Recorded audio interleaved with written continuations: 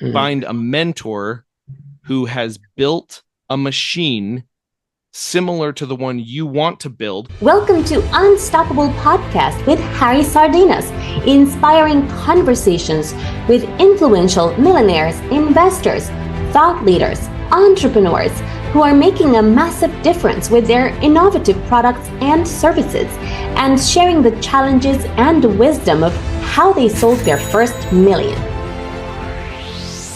An entrepreneur asked me in this very same podcast, Harry, what is the fastest journey from point A to B? And I said, well, the straight line. And he told me, no, it's not a straight line. It's the path with less resistance. Think about the river, yeah.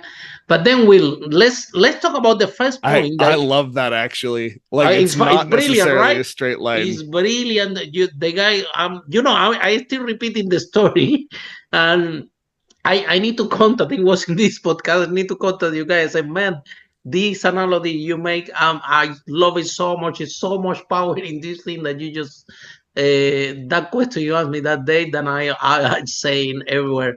But Will, let's go exactly because you clearly talking by experience. Let's talk about this thing about passion and business, because this happened to me. You see, my first property, my first business was in property. We started to sell. We sold over 5 million. We did exactly what you described. 10 people, 100 people. Then one day I arrived to the office and my team told me, well, we don't need you anymore. You go home. Yeah. So I made myself even obsolete in my own business. I didn't know what to think that day that my team told me, we don't need you anymore. I'm like, man, you don't even need paper in this photocopy. They say, no, we can get our own paper. Go home, travel the world. We don't need you here. You actually, my manager told me, actually, the problem of this business is you, because you come and talk to us and don't let us work. Clearly, you have nothing to do and you're disturbing us. Go home, don't come here. So, but in that process, Will, then I said, wow. And because it was landing services, I was doing property. So I said, what does my clients want? So my clients want to learn English. So I open an English school. And my clients want to find jobs. So I open a career advice. Yeah. And then it came my passion. I always want to have a restaurant, yeah, to have a restaurant. I don't know why this passion was in my head. And then I forced that an upsell product for my current business would be to open a restaurant so the clients for the property can come and eat. Long story short, I lost 2 years of my life, 200,000 pounds. I lost my girlfriend back on the time. And also my property business also collapsed because I was 2 years, Monday to Sunday, in that thing. Yeah. So I learned in a hard way what you just described about passion versus problem solving. So what is your view? However, Will, now, for example, after I have a business that create the foundation, yeah, I think that doing this podcast and doing what we do, speakers and leaders, do conference all over the world to share how people can grow business, something that I like and I enjoy it a lot. However, this is like my passion, right? And yeah, has going better, but it's all been, let's say, my property business give me the capital and the knowledge to actually go after my passion. So my question to you, Will, what is your passion, and do you have a business out of your passion, or or you still or you stick to what you just shared? Look, business is business. Solve a problem exactly what you method, because I can tell you that what you just described, entrepreneurs will make $1 million and the business is not gonna fail if they don't deviate what you just described. But just tell us about this passion thing. Which sometimes, if you're not careful, you take a big hit. Yeah. Yeah. So I would say for me specifically, I started out in entrepreneurship and I tried many different things. I graduated from college in marketing. I discovered that one of the things I was passionate about was entrepreneurship. I was just passionate about the idea of building something from nothing. And I did discover that I had a passion for automating things. But the thing that was interesting is I didn't go into it looking for that passion. I went into the business looking for problems to solve. And just in 100%. my normal day job, I discovered that they had a lot of Excel problems, lots of things that just were not, they were taking a long time. I was given 8 to 16 hours of copying and paste work at the marketing agency that I was working at. And it was 8 to 16 hours of copy paste work that was having to happen every week. And so I taught myself, this is before AI, right? Wow. Long before AI. I taught Wow. myself how to code in Visual Basic so that I could program Wow. Excel to do all of that different stuff. And the reason I did that is because I was so tired of like poking at this problem and trying to figure out where to go and how it should work and all of those different things. And so as I dug into that more deeply, I started to realize, wait a second, this could be a business. Wow. And I solved that problem first for myself, then for multiple people inside the office. Then I went to a new company and I started solving that problem again inside that company. And the guy, and this is actually one thing that I did not put in my steps that I meant to put in my steps. So I think I would want to add a sixth step, and it's going to be absolutely. My sixth step is this: find a mentor.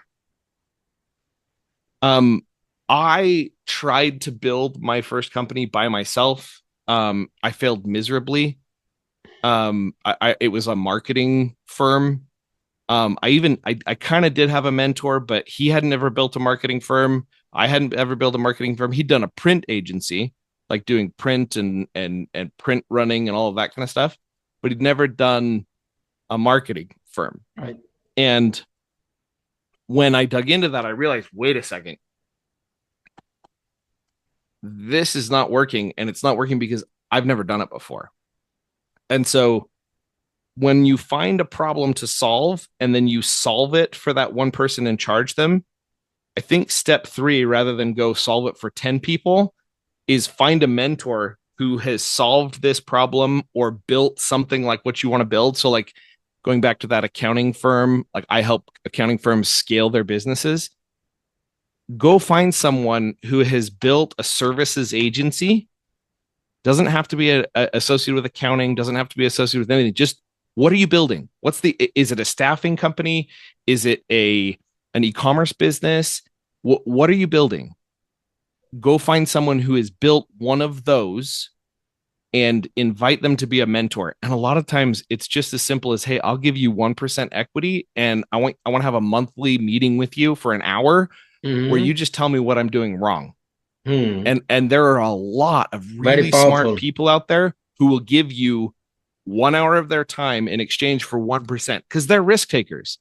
Wait, absolutely. So 1 hour of my time for the next 2 to 3 years, and it's once a month. So we're talking about like 36 hours total, and I get 1% of your company. So if that makes it big, that thing could be worth $100K. I'll take that all day long.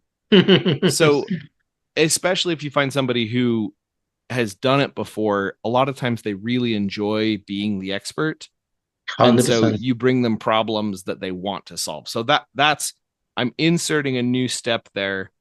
And the new step would be after you've solved it for one person, and you've charged that person, step 3 is go find a mentor who has solved it before, or solved not the same problem as you, but built a machine. That's probably the key. Find a mentor who has built a machine similar to the one you want to build. Because remember, step 5 is automate your way and delegate your way out of a job. Like fire yourself. So find somebody else who has successfully fired themselves from a machine, and give them some equity and bring them in to help you figure out how to go at that. That's a step I'm going to add to my And then, Will, I love this step. I'll tell you why. Because you and I, yeah, because I failed. Huge, yeah. And you know what? It's interesting. You fail in business, and everybody disappear from your life. I didn't see this coming. Your friends, your girlfriend. So when everything goes bad, it's just don't go bad in the business. Somehow you everybody disappear when I fail so bad in this restaurant. However, well, you and I have to learn in the hard way, which is failing, like you said, badly. You do learn, yeah. Especially, I learn a lot when I lose money, a lot. You see, and when I see people giving all these thousands of pounds or dollars to study an MBA, Master in Business Administration, I would recommend them better look, open a restaurant in where I did in Brick Lane in London. You will see you're gonna have the best master in business and the best MBA of your life if you can pull this off and make it work. Because oh god, restaurants are different, And difficult. even if you can't pull it off, you will learn, right? I've found that sometimes the best learning is from the failures. Yeah, I definitely know how to not do this again. Yeah, absolutely. Yeah, look, Will, I remember when after this failing, I didn't even know what I want, but I did know what I didn't want. I knew that I don't want to spend never again Monday to Sunday in a business that if I'm not around, it doesn't work. It can't operate. This I learned. I lost 2 years of my life. Maybe not. Maybe made me who I am today. But I knew what I don't want. So next, and I didn't know that.